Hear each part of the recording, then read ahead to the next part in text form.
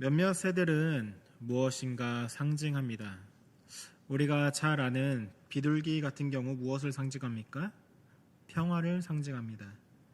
그리고 카나리아라는 새가 있는데 이 새는 경고를 상징합니다. 카나리아 사진 한번 띄워주세요.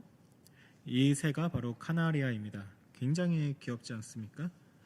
이 귀여운 생김새와 그리고 아주 아름다운 노랫소리로 인해서 애완용으로 많이 키우는 새라고 합니다. 하지만 옛날에는 이 카나리아가 탄광에서 일하는 광부들이 탄광 안으로 들고 가는 새로 유명했습니다. 광부들이 탄광 안에 이 카나리아를 데리고 들어가는 이유가 무엇일까요? 아름다운 노랫소리 때문에 그 노랫소리를 들으며 힘내서 일하기 위해 이 카나리아를 데리고 들어갔을까요?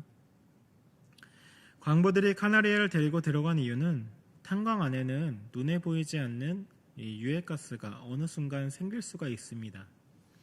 근데 이 카나리아는 아주 민감해서 소량의 유해가스를 들이마시기만 해도 쓰러지고 죽었습니다. 그래서 광부들이 일하는 동안에 이 카나리아가 아름다운 노랫소리로 이렇게 울려 퍼지고 있을 때 그러면은 안심하고 일을 하다가 카나리아의 울음소리가 더 이상 들리지 않으면 그때는 지금 이곳이 위험하구나 깨닫고 재빨리 뛰쳐나와야 살 수 있었습니다. 그래서 탄광 안에 카나리아라는 말이 생겼고 카나리아는 경고를 상징하는 새가 되었습니다. 제가 오늘 설교 제목을 이 세상에 카나리아라고 한 이유는 탄광 안에 카나리아와 같이 그리스도인이 이 세상에서 카나리아의 역할을 감당해야 한다라고 생각하기 때문입니다. 카나리아가 아름다운 소리로 노래하는 것 같이 그리스도인이 복음을 전하는 그 아름다운 소리가 있을 때 이 세상은 아직 안전합니다. 그러나 카나리아가 유해가스를 들이마시고 아무 소리를 내지 않으면 위험한 때인 것처럼 우리 그리스도인들이 이 세상에서 세상에 물들어 소리를 내지 않을 때는 이 세상이 하나님의 심판이 임박한 그런 위험한 때다라는 것을 의미합니다. 오늘 우리가 읽은 본문은 하나님께서 아브라함을 통해 그리스도인들에게 이 카나리아와 같은 역할을 주셨다라는 것을 알려줍니다. 16절을 보면은 아브라함이 그들과 함께 나가니라고 되어 있는데 여기서 그들은 이제 하나님과 그 하나님의 천사들을 말합니다. 그리고 함께 나가다라고 번역된 단어는 이 창세기에서 노아가 하나님과 동행하다라고 할 때 쓰인 단어입니다. 다르게 말하면 아브라함은 지금 하나님과 잠시뿐이지만 그래도 동행을 하고 있는 것입니다. 하나님께서는 그렇게 하나님과 동행하는 아브라함에게 자신의 계획을 숨기지 않고 알려주시길 원하셨습니다. 그래서 17절에 보면은 이렇게 나와 있습니다. 여호와께서 이르시되 내가 하려는 것을 아브라함에게 숨기겠느냐. 창세기 12장부터 시작해서 지금 우리가 읽은 본문 18장까지는 25년에 가까운 시간의 간격이 있습니다. 그 긴 시간을 아브라함과 하나님이 함께하며 이제 서로 간에 친밀감이 생겼습니다. 그래서 아브라함이 하나님께 속마음을 이야기하는 것처럼 이제는 하나님께서 아브라함에게 똑같이 속마음을 이야기하시는 것입니다. 그리고 이것은 단순히 어떤 관계의 친밀함 이것을 이야기하는 것이 아니라 아브라함이 선지자의 역할을 감당하게 된다라는 것을 의미하기도 합니다. 아모스 3장 7절에 보면 주 여호와께서는 자기의 비밀을 그 종 선지자들에게 보이지 아니하시고는 결코 행하심이 없으시리라 이렇게 말씀하십니다. 자, 선지자의 역할 무엇입니까? 선지자의 역할은 하나님의 뜻을 하나님의 말씀을 받아서 이제 사람들에게 전하는 역할을 하는 것입니다. 그래서 하나님께서는 이제 아브라함에게 자신의 뜻을 알려주심으로 이제 하나님의 뜻을 전달하는 선지자의 역할을 아브라함이 감당하길 원하신 것입니다. 그렇다면 하나님의 뜻, 하나님의 계획 그것이 무엇일까요? 오늘 본문 18절과 19절에 나오는데 우리 같이 한번 읽어보도록 하겠습니다. 아브라함은 강대한 나라가 되고 천하 만민은 그로 말미암아 복을 받게 될 것 아니냐. 내가 그로 그 자식과 여호와의 도를 지켜 의와 공도를 행하게 하려고 그를 택하였나니 이는 나 여호와가 아브라함에게 대하여 말한 일을 이루려 함이니라. 아멘. 본문의 말씀은 우리가 어떻게 보면은 여지껏 계속해서 봐왔던 그 하나님께서 아브라함을 부르셨던 창세기 12장의 내용과 별과 다를 바 없는 구절처럼 보입니다. 다만 이 본문은 특별하게 하나님께서 왜 아브라함을 택하셨는지, 왜 하나님께서 아브라함을 부르셨는지 그 이유가 나옵니다. 하나님께서 아브라함을 부르신 이유, 택하신 이유 무엇입니까? 하나님께서는 아브라함을 통해 하나님의 나라가 세워지기를 원하셨습니다. 그 나라 어떤 나라입니까? 어떻게 세워지는 나라입니까? 본문 19절에 나온 것처럼 아브라함이 그의 자식과 권속들에게 여호와의 도를 지켜 의와 공도를 행하게 가르치며 세워지는 나라입니다. 그렇게 아브라함을 통해 하나님의 나라가 세워지면 하나님께서는 어떻게 하시겠다 말씀하십니까? 아브라함을 통해 세워진 그 하나님의 나라를 통해 내가 아브라함에게 말한 일을 이루겠다 하시는 것입니다. 그리고 그 이루시는 일이 바로 아브라함을 통해 천하 만민이 복을 받게 되는 것. 바로 이것이 하나님의 계획이고 하나님의 뜻입니다. 하나님께서 아브라함에게 복을 주실 뿐만 아니라 그 복을 받아 누리며 사는 하나님의 나라를 지금 세우길 원하신다라는 것을 알려주신 것입니다.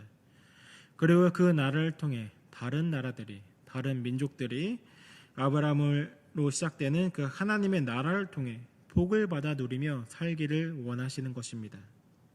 이것은 단지 하나님의 나라에 속한 사람들만 의와 공도를 행하는 것이 아니라 그 모습을 보고 다른 사람들도 여호와의 도를 지켜 의와 공도를 행하며 하나님의 나라에 같이 참여함으로써 복을 받는 것입니다. 여기서 말하는 여호와의 도와 의와 공도라는 것은 하나님께서 인간에게 원하시는 것, 기대하시는 바가 이루어지는 것, 그것을 따라 살아가는 삶을 의미합니다. 하나님의 말씀을 잘 지키고 그 말씀을 따라 살아가는 것입니다. 단지 하나님만 잘 섬기는 것이 아니라 하나님을 섬기고 또한 그와 동시에 무엇을 섬겨야 되냐? 이웃에 대해서도 잘 섬겨야 한다라는 것입니다. 사람이 하나님께 대하여 잘하는 것을 의라고 할 수 있습니다. 그리고 사람에 대해서 하나님이 원하신 바대로 하는 것을 공도 아니면은 공의라고 할 수 있습니다. 이것을 다른 말로 뭐라고 하겠습니까? 신약에 와서 예수님께서 이것을 하나님 사랑, 이웃 사랑이라고 요약해 주셨습니다. 이 하나님 사랑과 이웃 사랑은 동전의 양면과 같이 뗄래야 뗄 수가 없는 관계입니다.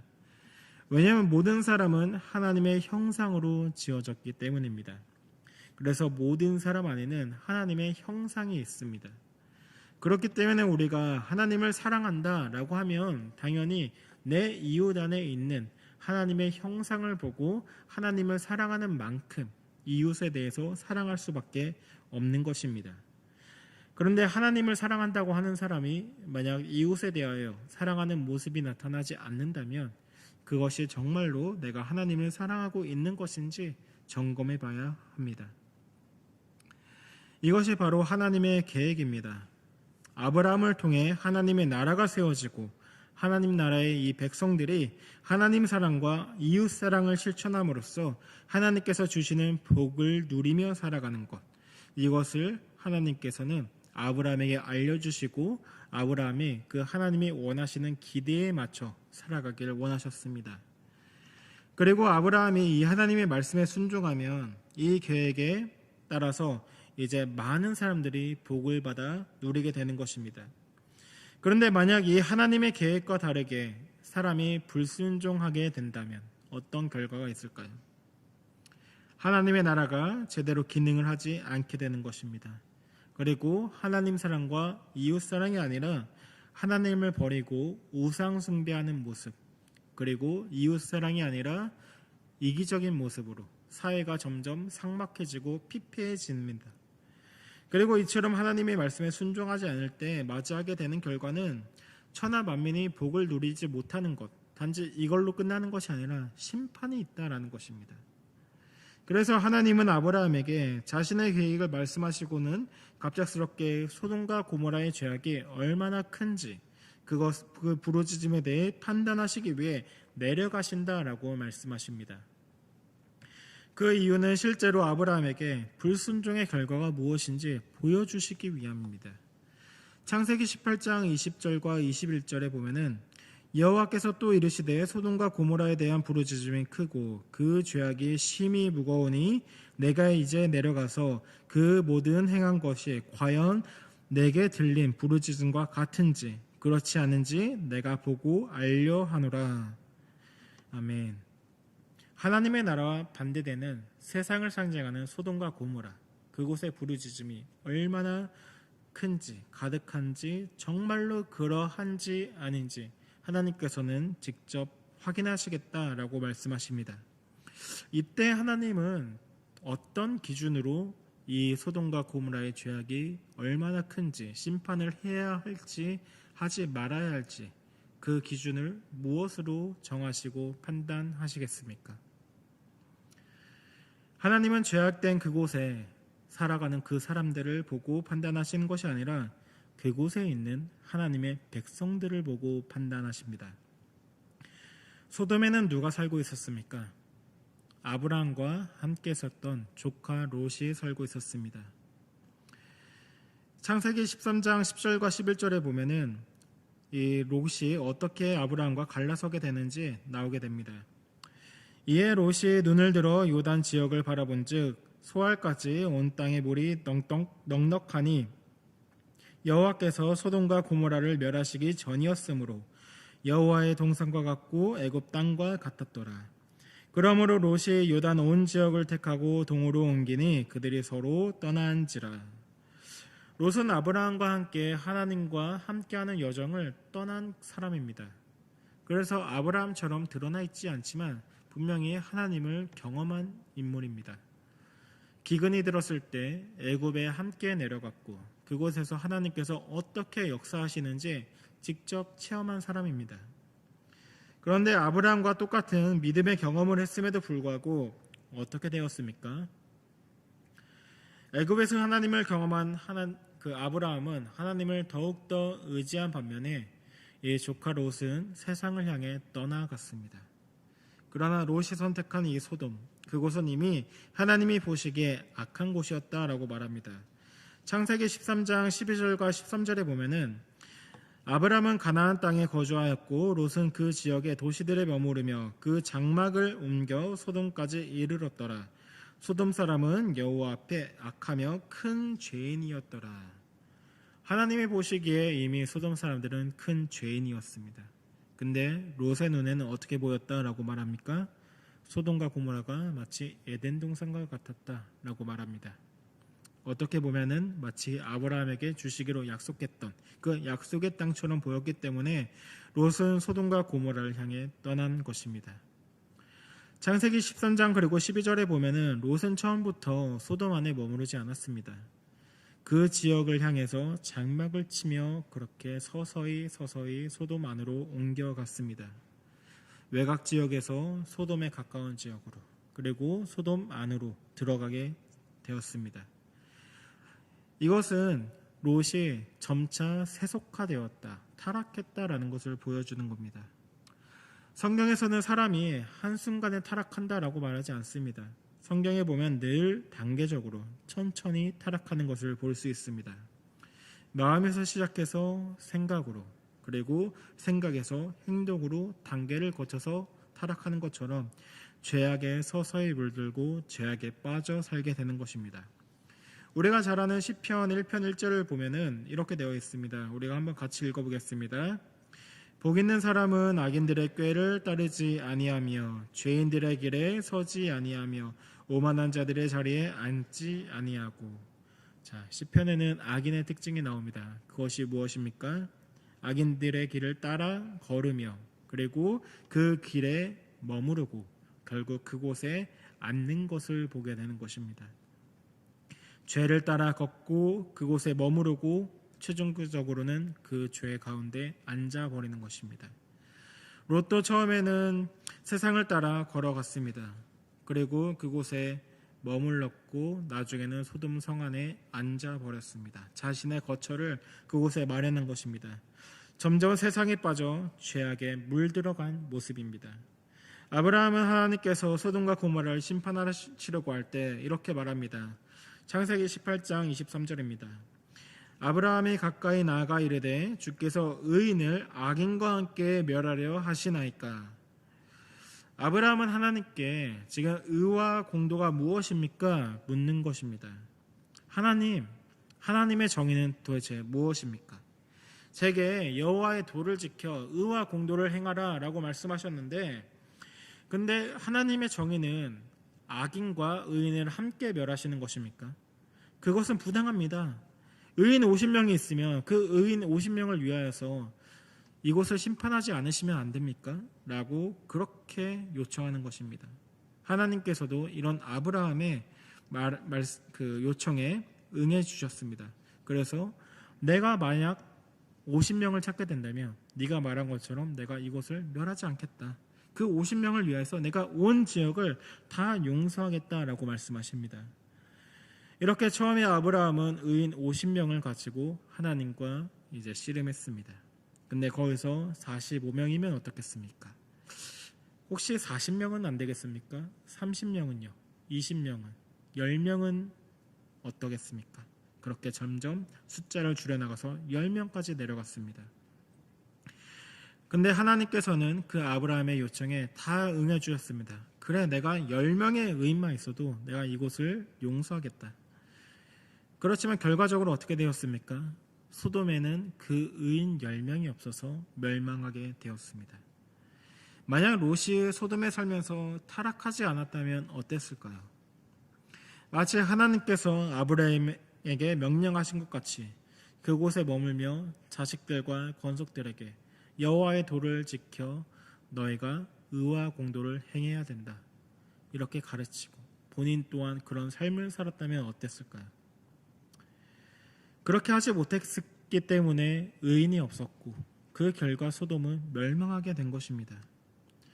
그리고 하나님께서 이 세상을 심판하시는 판단 기준, 그것은 다 이 세상이 얼마나 악한지 판단하는 기준은 그 세상의 사람들이 얼마나 타락했는지를 보는 것이 아니라 하나님의 백성이 얼마나 타락했는지를 보신다라는 겁니다.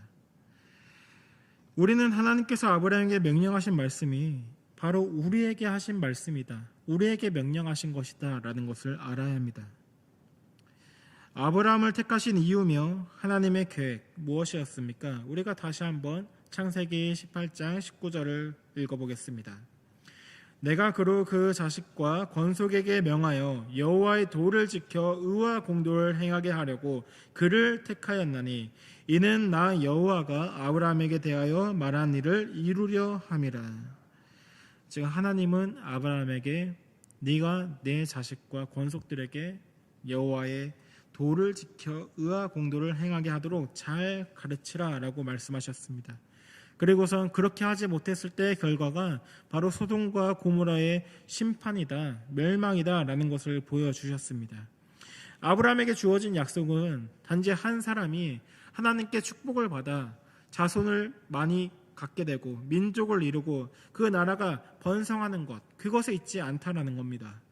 아브라함은 복음을 전하고 사람들을 하나님의 뜻에 순종하게 함으로써 모두가 함께 복을 누리게 하는 역할을 감당해야 했습니다. 그리고 이 사명을 소홀히 할 때에는 단지 복을 누리지 못하는 것으로 끝나는 것이 아니라 심판이 따름을 경고하고 있습니다. 마치 탄광 안의 카나리아가 침묵하게 되면 위험한 때인 것처럼 아브라함과 그의 자손들이 이 세상에서 침묵하게 된다라고 했을 때는 심판이 있다라는 것을 보여주는 것입니다. 여기서 하나님께서 말씀하신 아브라함의 자손 누구입니까? 아브라함의 자손은 단지 이스라엘만을 말하는 것이 아닙니다. 하나님을 믿는 모든 사람이 아브라함의 자손인 것입니다. 갈라디아서 3장 7절은 이렇게 말합니다. 그런즉 믿음으로 말미암은 자들은 아브라함의 자손인 줄 알지어다. 아멘. 믿는 사람은 육신을 따라서는 아브라함과 상관없는 이방 민족입니다. 그렇지만 영적으로는 우리가 바로 아브라함의 자손이다 라고 성경은 말합니다. 그렇다면 하나님께서 아브라함에게 알려주신 그 계획, 그 뜻, 그리고 그 명령은 우리에게도 동일하게 적용할 수 있습니다. 우리가 하나님의 말씀에 순종하고 하나님의 계획을 따라 사는 것을 통해 다른 사람들이 우리의 모습을 보고 우리를 따라서 하나님을 믿게 됨으로써 복을 누리게 되는 것입니다. 그런데 만약 그리스도인이 아브라함처럼 믿음으로 하나님의 말씀에 순종하며 살아가는 것이 아니라 마치 조카 롯과 같이 세상에 물들어 점차 타락하게 되고 침묵하게 된다면 그 결과는 이 세상에 대한 심판이라는 것입니다. 우리는 이 세상에서 카나리아와 같이 아름다운 복음의 소리를 널리 퍼뜨려야 합니다. 우리의 삶을 통해 하나님 사랑과 이웃 사랑을 통해 이 세상의 하나님 나라를, 하나님이 누구신지를 우리가 증거해야 하는 것입니다. 우리가 그런 사명을 받았고 그런 역할을 감당해야 하는 것입니다. 그런데 우리가 하나님의 말씀과 동떨어져서 세상 사람과 똑같은 삶을 살고 더 이상 하나님의 말씀이 무엇인지, 하나님이 누구신지, 하나님의 나라가 어떤 곳인지 우리가 증거하지 못한다라고 하면 마치 유독가스를 마시고 죽어버린 카나리아처럼 죄악에 물들어 기능을 못하는 그리스도인이 되고 마는 것입니다. 세상의 타락은 전적으로 믿는 사람의 책임입니다. 많은 사람이 세상이 타락하는 것은 당연한 일이라고 생각합니다. 사람들이 악하기 때문에, 하나님을 믿지 않기 때문에 죄악이 가득한 것은 그냥 당연한 수순이다라고 생각합니다. 그러나 세상이 타락하는 것, 그것은 그리스도인들의 책임입니다. 타락하는 세상을 정화하는 것이 복음의 능력이고 우리가 해야 할 일이기 때문입니다. 에스겔서 47장 8절과 9절을 우리 같이 읽어보도록 하겠습니다. 그가 내게 이르시되 이 물이 동쪽으로 향하여 흘러 내려가서 바다에 이르리니 이 흘러내리는 물로 그 바다의 물이 되살아나리라. 이 강물이 이르는 곳마다 번성하는 모든 생물이 살고 또 고기가 심히 많으리니 이 물이 흘러 들어가므로 바닷물이 살아나겠고 이 강에 이르는 각처의 모든 것이 살 것이며. 이 말씀은 에스겔이 환상 중에 본 장면입니다. 성전에서 흘러나온 물이 흘러가는 곳곳마다 모든 것이 살아나는 것입니다. 에덴 동산이 어떤 곳입니까? 하나님이 계신 곳, 사랑과 함께 관계를 가졌던 곳입니다. 그러면 성전은 어떤 곳입니까? 하나님이 임재하시는 곳입니다. 우리가 창세기에 보면은 어떤 구절이 있습니까? 창세기에 보면은 에덴 동산 동서남북으로 강물이 흐르는 장면들이 있습니다. 그것이 바로 이 성전에 나오는 장면과 같다라는 것입니다. 우리가 전하는 복음이 우리가 행하는 여호와의 도를 지켜 의와 공도를 행하는 삶이 이와 같습니다. 모든 것을 되살리는 것입니다. 모든 것을 정화시키는 것입니다. 타락한 세상을 다시 살아나게 하는 역할이 바로 신약의 아브라함의 자손인 우리가 해야 할 일입니다. 우리가 생명의 물을 흘려보내지 못하기 때문에 세상이 더 타락하는 것이고 세상이 심판이 임박하는 것입니다. 우리가 전하는 복음의 생명수가 넘쳐 흘러갈 때는 세상이 정화되고 깨끗하게 되지만 우리가 침묵하게 되면은 오히려 교회 안으로 오염된 세상의 물들이 들어오게 됩니다. 이것을 무엇이라고 합니까? 교회가 세상에 오염되었다. 그것을 우리는 세속화라고 합니다. 그리스도인은 이 세상이 타락했다고 세상을 탓할 것이 아니라 이 세상이 타락하도록 내가 그 역할을 감당하지 못한 것, 그것을 회개해야 합니다. 하나님, 우리가 우리의 역할을 감당하지 못했습니다. 복음을 전하지 못했고 우리가 이 세상에 빛과 소금의 역할을 감당하지 못했습니다. 우리의 잘못을 용서하여 주시옵소서. 우리가 이 세상에 나아가 복음을 전하고 하나님이 어떤 분인지 하나님의 나라가 어떤 곳인지 보여줄 수 있는 믿음의 삶을 살게 하여 주시옵소서. 우리가 회개하고 기도해야 하는 것입니다. 하나님은 타락한 곳에서 타락한 사람들을 보고 판단하지 않으십니다. 그곳에 있는 믿는 사람들을 통해 이곳을 심판하실지 아닐지를 판단하십니다. 탄광 안의 카나리아를 통해 사람들이 그곳이 안전한지 안전하지 않은지 판단한 것처럼 하나님께서는 이 세상의 카나리아인 바로 우리 그리스도인들을 통해 이곳을 심판할지 아닌지 판단하시는 것입니다. 우리는 이 세상의 카나리아입니다. 우리가 침묵하면 그것으로 끝인 것입니다. 저는 우리가 이 세상에서 하나님이 아브라함에게 알려주신 것처럼 우리가 여호와의 도를 지켜 의와 공도를 행하는 삶, 하나님의 말씀에 따라 우리가 하나님을 사랑하고 이웃을 사랑하는 삶, 우리가 살아갈 수 있기 원합니다.